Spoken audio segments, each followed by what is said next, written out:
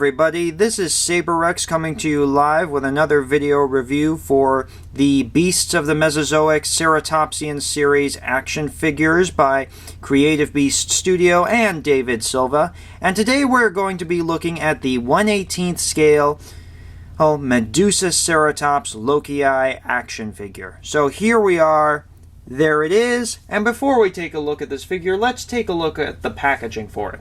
So, moving the figure further back, like so, let me present to you the packaging for it. So here we are, and lo and behold, here is the figure. Here is the box for the figure. So, here we have some beautiful artwork of Medusaceratops by Raul Ramos, who did the artwork for several of the figures in the toy line for Wave 1. And as I've said before, many artists contributed to the toy line itself in regards to the artwork, such as Jax Jockson and R.J. Palmer, and of course Raul Ramos, who did, again, the work here. And inside the packaging, you have this beautiful diorama, which you can take out and place behind the figure if you wish to display it that way. Now, on the back, we of course have this beautiful piece of information, and yeah, absolutely gorgeous. And behind that, you get the list of figures for Wave 1 of the Beasts of the Mesozoic Ceratopsian series. Yeah, so there you have that. Now, inside the box, you also get, of course, this collector card, like so. And on the back is, of course, the same information that was on the back of the packaging itself.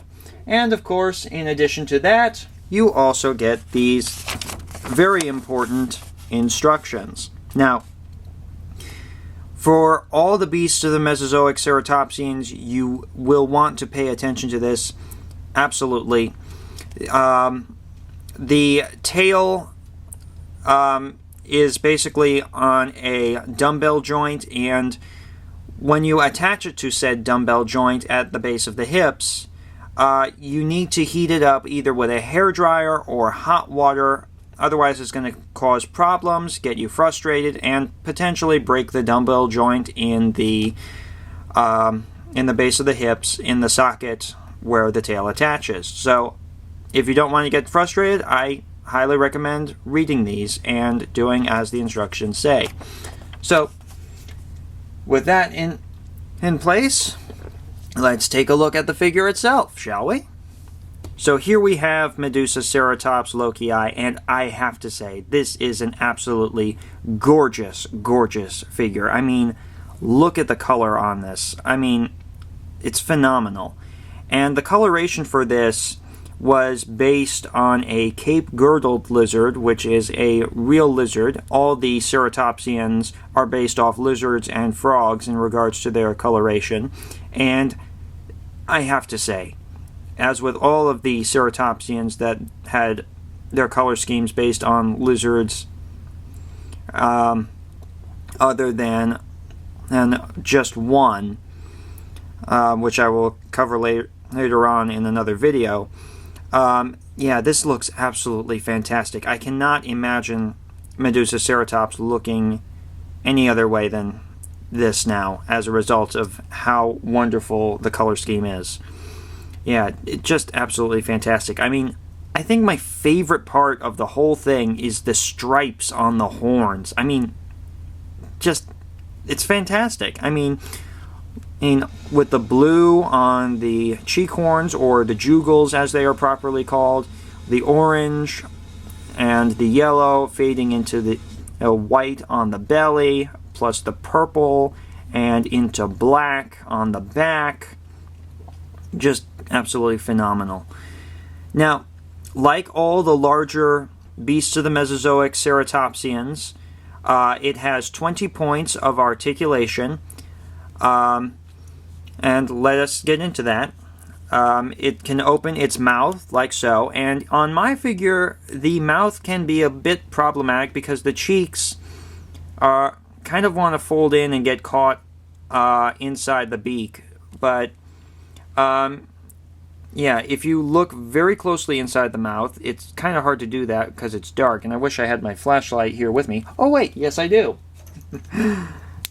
So let's peer inside that very dark mouth, if my flashlight will work for us. Yeah, if you can see that in there. Need to change the batteries on this. But if you can see inside that mouth, like so, there is a tongue that is on a ball joint, and yeah, it moves too, just like with the Styracosaurus, and yeah, with the with some of the larger ceratopsian figures, yeah, absolutely, it moves as well. Now, in regards to the articulation for the neck, it has two joints, one in the head and one in the neck, and you can bend it this way, right? You can bend it left, about this much. You can also bend the head down like this to about this much, and then you can bend it up like so. It does not have the best upward motion, but it does have some nice downward motion, so it looks like it's grazing. And that side-to-side motion is just absolutely phenomenal. Now, in regards to the legs, the front legs can move about this much at the elbow. They can do a full 360 at the shoulder, though I do not recommend it because of the clearance issues here with this shoulder pad piece. The wrist on the Medusaceratops is not as mobile as on some of the other ceratopsians, but it does have some nice movement there, and it can pivot a little bit, not as much as the hind legs, which I will get to in a minute. But yeah, both of these legs are absolutely phenomenal in regards to their movement, and you can just really make some nice poses. And the legs do splay outward as well on all of these figures, so you can get some really good poses with them. Now, the hind leg itself can also rotate about 360 degrees at the hip, though I don't recommend it because of the clearance issues with the hip right there. The knees can bend about this much back. I actually had it fully bent back there.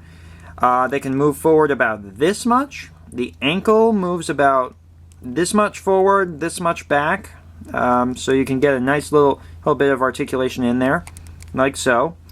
Now the foot also, it does have some pivot joints in there as well. Also, it can move a little bit, not as much as you might like, but it's certainly good for stability. Now, the hip can also rotate out a bit as well, but not all that much. That's not as much as with the front legs. But yeah, there's some nice articulation on that. Now, in regards to my individual Medusaceratops, I did have some problems with the articulation for it because these joints are very stiff when you take it out of the box. I actually had to play with it quite a bit in order to get it right to a point where I was confident it was not going to potentially break on me, because I was actually really nervous about that. But yeah, same articulation on both legs, just like so. Absolutely gorgeous. Yeah, just gorgeous. That's articulation. Now, the torso also has a ball joint in it, and you can move it that far up, like so. You can move it about this much down, and sideways you can move it left about that much, and right about that much. Yeah, I think there's a little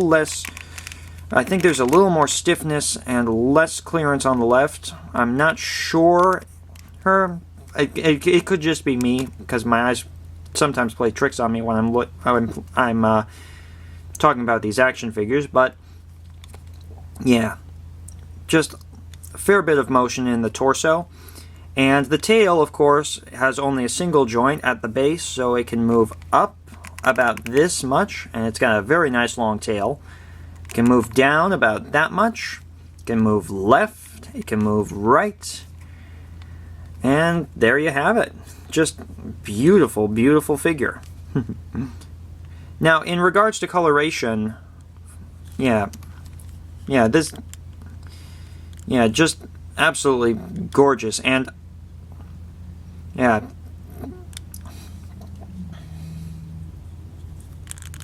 just absolutely good. Gorgeous. I know I've said it before, but the Cape Girdle lizard that served as this inspiration for the color scheme, just fantastic. Now, moving on to facts about the animal. Medusaceratops is a centrosaurine, which means it is one of the short-frilled, one of the short-frilled, long-horned ceratopsians.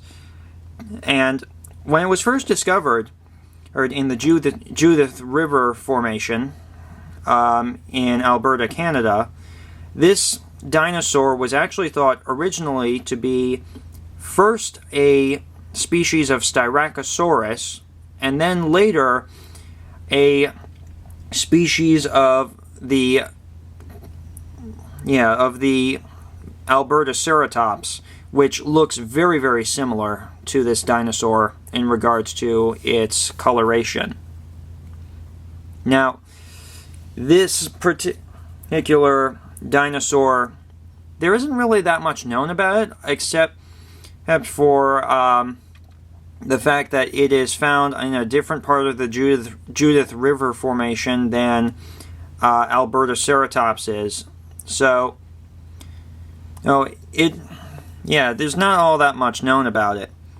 Furthermore, it also cohabitated with Avaceratops, which will also be in the toy line, as well as Spiclypeus.